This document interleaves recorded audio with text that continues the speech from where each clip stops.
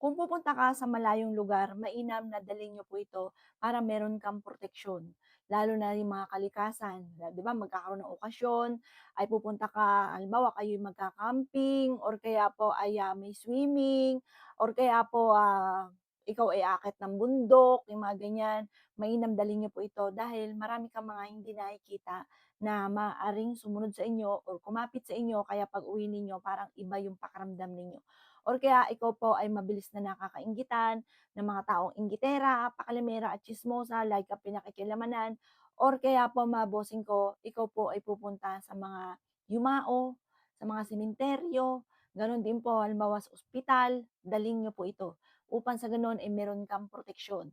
Kaysa yung ba tipo na okay yung pakiramdam mo kaya nga ikaw ay nakapunta do'n, pagbalik ninyo iba na ang panlasa ninyo na maaaring may kumapit na sa inyong negative na hindi niyo nakikita.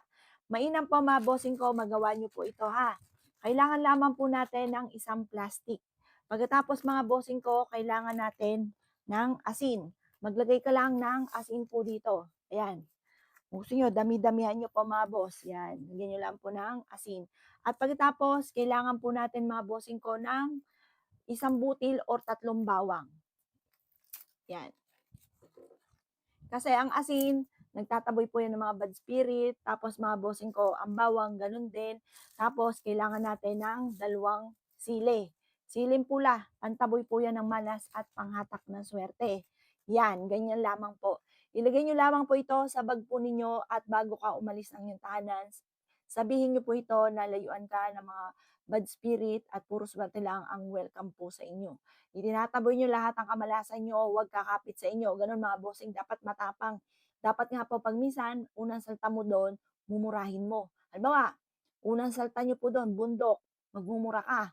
Kasi para hindi ka talaban mga boss. Kasi alam niyo po ba yung mga madalas din tinatalaban ng mga bad spirit, yung pong mga mahihina, mga tahimik, parang mga basta yung mga may sariling mundo na sila po ay, yun ang madalas or kaya po mainitin ng ulo, galit, mga ganyan.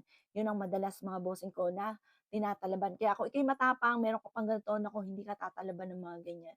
Kahit halimbawa pupunta ka sa halimbawa sa sementeryo, gano'n. Nagdala ka ng ganito para hindi ka sundan ng kamalasan. Kasi mga boss, napakarami po niyan, hindi niyo lang nakikita. Napakaraming mga bad spirit na nasa paligid. Once na ikaw ay mahina, ikaw po ay gano'n din, kung ikaw'y may karamdaman, tapos pupunta ka diyan, lalala po yan. Kaya dapat meron kang proteksyon kagaya po nito. Tapos may mga bossing ko kapag po ano, nakita niyo po na tuyo na yung bawang, ito naman hindi po yung halimbawa pagpunta mo dun tatapon mo na, 'pag hindi naman po, puwede niyo pa rin siyang gamitin basta hindi natutuyo yung bawang. Kapag po ito'y natuyo na mga bossing ko, itapon niyo lamang po 'yan, palitan niyo na po uli ito ng panibago. O siya mga boss gawin niyo po ito bago ka sumibat, bago ka lumabas ng inyong tahanan. Lalo na kung ang mga pupuntahan po ninyo yung aking mga nabanggit mga bossing. At ingat po kayo, siyempre lagi kang magukol ng panalangin. O siya mga boss, good luck po sa inyo po lahat.